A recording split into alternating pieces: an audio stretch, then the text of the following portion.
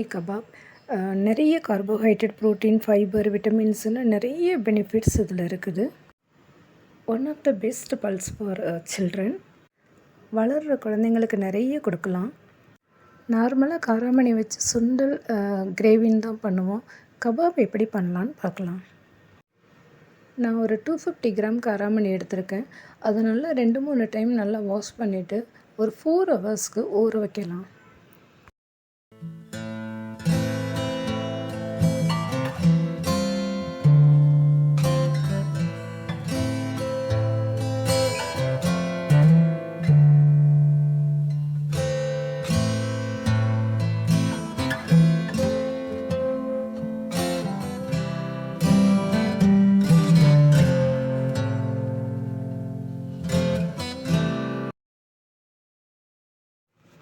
இப்போது 4 ஹவர்ஸ் ஆகிடுத்து. காராமணி நல்லா ஊறிடுச்சு. கையில் எடுத்து இப்படி ப்ரெஸ் பண்ணி பார்த்திங்கனாலே தெரியும், அது ஈஸியாக உடையும்.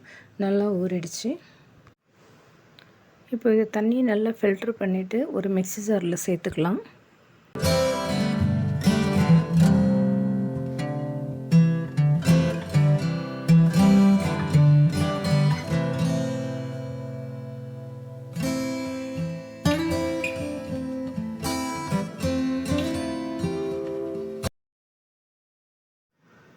இது கூட ஒரு 10 பல்லு பூண்டு, இஞ்சி, வெங்காயம், 2 பச்சை மிளகாய் கட் பண்ணி சேர்த்துக்கோங்க. கொத்தமல்லி, கொஞ்சம் புதினா, இது எல்லாத்தையும் சேர்த்து கொஞ்சம் கரகரப்பாக அரைச்சி எடுத்துக்கோங்க.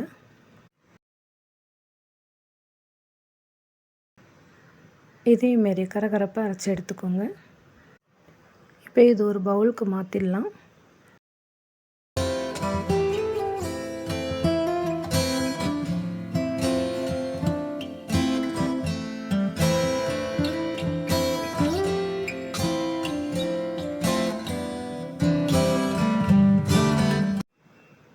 இது கூட சிகப்பு மிளகாத்தூள் 1/2 ஸ்பூன் சேர்த்துக்கோங்க.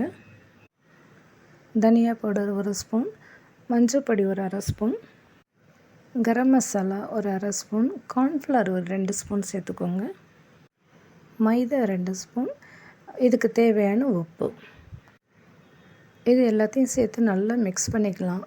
இன்கேஸ் இது உங்களுக்கு கொஞ்சம் தனியாக தெரிஞ்சதுன்னா, கொஞ்சம் அரிசி மாவு இருந்ததுன்னா கொஞ்சம் இது கூட சேர்த்துக்கோங்க.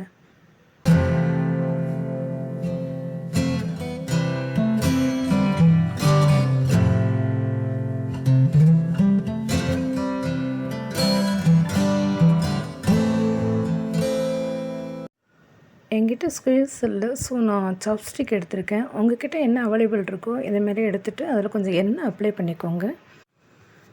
ஒரு போர்ஷன் நம்ம காராமணி பயிர் தயார் பண்ணி வச்சுருக்கோம் இல்லையா, அதை எடுத்து இதேமாரி வீடியோவில் எப்படி காமிச்சிருக்கோமோ அதேமாரி கபாப் பண்ணி எடுத்துக்கோங்க.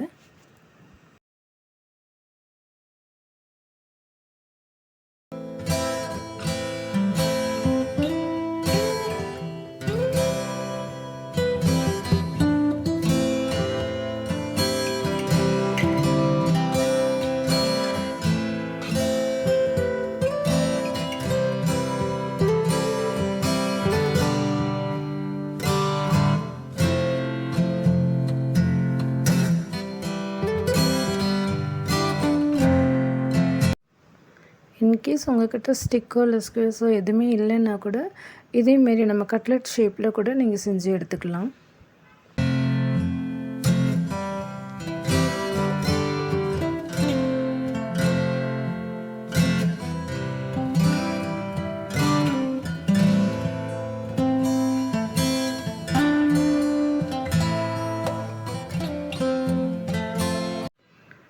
இப்போ இது ரெடி ஆகிடுச்சு. இப்போ இதை ஃப்ரை பண்ண ஆரம்பிக்கலாம்.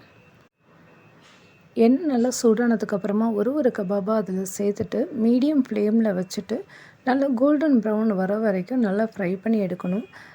கொஞ்சம் டைம் எடுக்கும், ஏன்னா உள்பக்கம் எல்லாம் நல்லா வேகணும். அதனால் மீடியம் ஃப்ளேமில் வச்சு ஃப்ரை பண்ணி எடுங்க.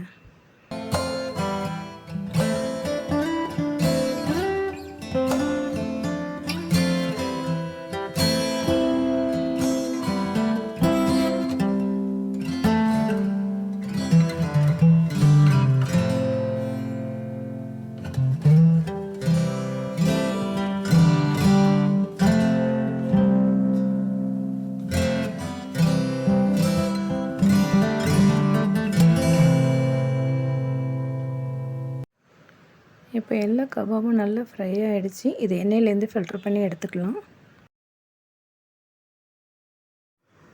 இந்த கபாப் நீங்கள் க்ரீன் சட்னி கூட சர்வ் பண்ணலாம்.